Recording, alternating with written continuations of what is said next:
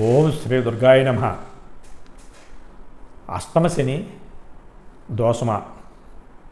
ఈ అష్టమ శని దోషం అన్నది ఖచ్చితంగా ఉంటుంది. అందులోనూ జాతక చక్రంలో శని దోష భూయిష్టంగా ఉంటే కనుక ఖచ్చితంగా దోష ఫలితాలనే ఇస్తాడు. జాతక చక్రంలో శుభస్థానాల్లో ఉంటే కనుక శుభ ఫలితాలని ఇస్తాడు. మ్యాక్సిమం అష్టమ శని జరుగుతుంటే కనుక ఆ జాతకులకి ఏదో విధంగా కష్టమో నష్టమో అన్నది కలగజేసి ఇబ్బంది పెడతాడు. ఉద్యోగం చేస్తున్న వారికి ఉద్యోగంలో ప్రమోషన్ రావాలంటే రాకుండా ఆపడానికి, ఉద్యోగంలో పని ఒత్తిడి ఎక్కువయ్యి పై ఆఫీసర్స్ చేత చివాట్లు తినడం, లేదు ఉద్యోగమే పోగొట్టుకోవడం, ఉద్యోగం పోవచ్చు. అలాగే తల్లిదండ్రుల్లో ఎవరికైనా అనారోగ్యం కలగజేయడం కానీ,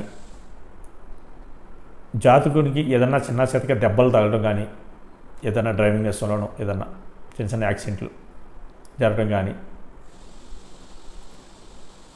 లేదంటే కనుక ఫైనాన్షియల్గా వెనకబడి ఉండడం కానీ, అప్పు ఉంటే అప్పు ఇంకా పెరిగిపోవడం కానీ, ఎవరికైనా డబ్బులు ఇస్తే తిరిగి రాకపోవడం కానీ, బంధుమిత్రులతో గొడవలు కానీ, మనస్పర్ధలు కానీ, ఇటువంటివి మాత్రం ఈ అష్టమ శనిలో ఖచ్చితంగా జరుగుతాయి. అందరికీ నేను ఇప్పుడు చెప్పిన అన్నీ జరగాలని లేదు. ఒకరికి ఒక దాని మీద, ఇంకో దాని మీద, ఇంకో దాని మీద. అష్టమ శని అన్నప్పుడు అందరికీ ఒకే ఫలితాన్ని ఇస్తుంది కదా, ఆ దోషం అన్నప్పుడు అనుకుని మీరు వాదించవచ్చు. అది అలా కాదు. ఇప్పుడు శనీశ్వరుడు తండ్రి స్థానంలో ఉంటే ఆ జాతకునికి ఆ తండ్రి స్థానంలో ఉన్నప్పుడు ఏ నక్షత్రం ఉన్నాడో ఆ నక్షత్రాధిపతి ఎక్కడున్నాడో చూడాలి. దాన్ని బట్టి తండ్రికి అనారోగ్య సమస్య అన్నది కలుగజేస్తుంది. అదే మాతృస్థానంలో ఉంటే ఆ శనీశ్వరుడు ఆ మాతృస్థానానికి తల్లిది కాబట్టి ఆ స్థానాధిపతి ఎక్కడున్నాడో కూడా చూడాలి. మాతృస్థానంలో శని ఉండడం ఒకటి, ఆ మాతృస్థానాధిపతి ఎక్కడున్నాడో చూడాలి, ఏ నక్షత్రం ఉన్నాడో చూడాలి. ఇవన్నీ చూసుకోవటం వల్ల తల్లికి ఏమైనా అనారోగ్యం ఉందా అలా కలుగజేయచ్చు. లేదు ఉద్యోగ స్థానంలో ఉంటే కనుక ఉద్యోగంలో ఇబ్బందులు, అది ఉద్యోగం పోవచ్చు, ఉద్యోగంలో ఎదుగుదల లేకపోవచ్చు, ప్రమోషన్ వస్తే ప్రమోషన్ రాకుండా ఆటంకాలు కలగవచ్చు, పై ఆఫీసర్స్ చేత చివాట్లు తినవచ్చు. అలాగే బంధువర్గంలో విభేదాలు అన్నవి బంధువర్గానికి సంబంధించిన స్థానాలు చూసుకోవాలి. లేదు అందరూ బాగున్నారు, ఆ జాతకులే బాగలేదు అనిపిస్తే కనుక రోగస్థానాన్ని చూడాలి. 6వ స్థానం రోగస్థానం.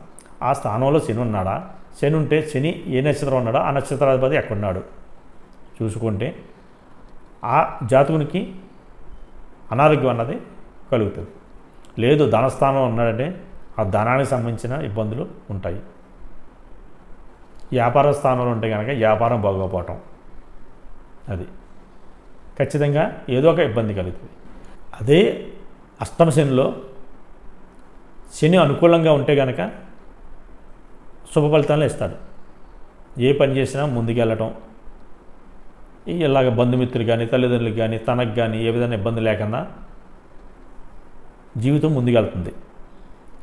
ఈ అష్టమ శని అన్నది అంత బాధ పెట్టదు శని అనుకూలంగా ఉండటం వల్ల. అది కూడా శని నక్షత్రంలో పుట్టినవారు పుష్మి, అనురాధ, ఉత్తరాభాద్ర నక్షత్రంలో పుట్టి ఉండి ఆ నక్షత్రాధిపతులు మంచి ప్లేస్లో కనుక రాశిచక్రంలో ఉంటే కనుక ఇందాక చెప్పుకున్న నెగిటివ్ రిజల్ట్స్ అన్నవి ఉండవు. బాగా కలిసి రాకపోయినా దేనికి లోటు లేని విధంగా, దేనికి ఇబ్బంది లేని విధంగా శుభ్రంగా లైఫ్ ముందుకెళ్తుంది. అలాగే ఈ అష్టమ శని నడుస్తున్నప్పుడు ఆలోచన విధానం కూడా మంచి నిర్ణయాలు మాత్రం తీసుకోరు. వారు తీసుకున్నప్పుడు మాత్రం అది మంచి నిర్ణయం కిందనే అనిపిస్తుంది. ఏదైనా వ్యాపారం చేయాలన్నా, ఏదైనా వ్యవహారం చేయాలన్నా, లేదా ఎవరికన్నా ఎగ్గొట్టేవాడికి డబ్బులు ఇవ్వాలన్నా, ఇతరత్ర మంచి నిర్ణయం కిందనే కనపడుతుంది. అందరినీ గుడ్డిగా నమ్మటం అంటారు. అందరినీ గుడ్డిగా నమ్మి ప్రతిదీ ఈజీ అనుకుని ప్రతి దాంట్లోనూ ఎంటర్ అవ్వటం, నష్టపోవడం అన్నది జరుగుతుంది. ఒక ముక్కలో చెప్పాలంటే ఈ అష్టమ శని నడుస్తున్నప్పుడు రాంగ్ డెసిషన్స్ అన్నవి ఖచ్చితంగా తీసుకుంటారు, గుడ్ డెసిషన్స్ మాత్రం తీసుకోరు. అది అలాగే ఈ అష్టమ శని నడుస్తున్నప్పుడు లవ్కి సంబంధించిన వ్యవహారాలు నడిపితే కనుక ఖచ్చితంగా రాంగ్ డెసిషన్స్ తీసుకుంటారు, తప్పుడు నిర్ణయం తీసుకుంటారు. ఆ టైంలో కళ్ళు కాస్త మసకబారి చెడు మంచిగా కనిపించి చెడు నిర్ణయమే తీసుకుంటారు. అలాగే ఎక్కువ శాతం ఈ అష్టమ శనిలో చేసే వ్యాపార వ్యవహారాలు నిర్ణయాలు 90% బెడ్స్ కొడతాయి. వివాహానికి సంబంధించినప్పుడు లైఫ్ పార్ట్నర్ని ఎన్నుకునేటప్పుడు కూడా రాంగ్ నిర్ణయం తీసుకుంటారు. ఎవరు చెప్పినా వినకపోవటం, ఆ వినకపోవటం వల్ల తీసుకున్న నిర్ణయం బెడ్స్ కొట్టి తర్వాత ఇబ్బందులు ఎదుర్కొంటారు. దీన్ని బట్టి మీరు అష్టమ శని కనుక నడుస్తుంటే కనుక ఎవరినన్నా సంప్రదించి తీసుకునే నిర్ణయంలో వారి సలహా పాటించి మీకు నమ్మకమైన వ్యక్తితోటి కానీ తల్లిదండ్రుల అభిప్రాయాన్ని గౌరవించి కానీ నిర్ణయం తీసుకోవటం అన్నది సమంజసం. మీ అంతటా మీరు తీసుకునే నిర్ణయం మాత్రం కరెక్ట్ కాదు, 90% కరెక్ట్ కాదు. ఆ 10% కరెక్ట్ అంటే అష్టమ శని లాభదాయకంగా ఉన్నవారు మాత్రం ఆ 10%లో ఎవరన్నా ఉంటే కనుక తీసుకోగలుగుతారు. ఎవరి సలహా సంప్రదింపులు లేకుండా మీ ఓను డెసిషన్స్ తీసుకుంటే కనుక తప్పనడుగు వేసినట్టు లెక్క.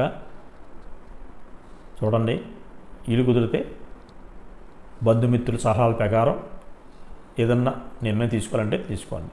కానీ అష్టమ శని నడుస్తున్న 2.5 సంవత్సరాల్లో ఈ 2.5 సంవత్సరాల్లో ఏ విధంగా కొత్త వ్యాపార వ్యవహారాల్లో వేలు పెట్టకపోవడం అన్నది సమంజసం.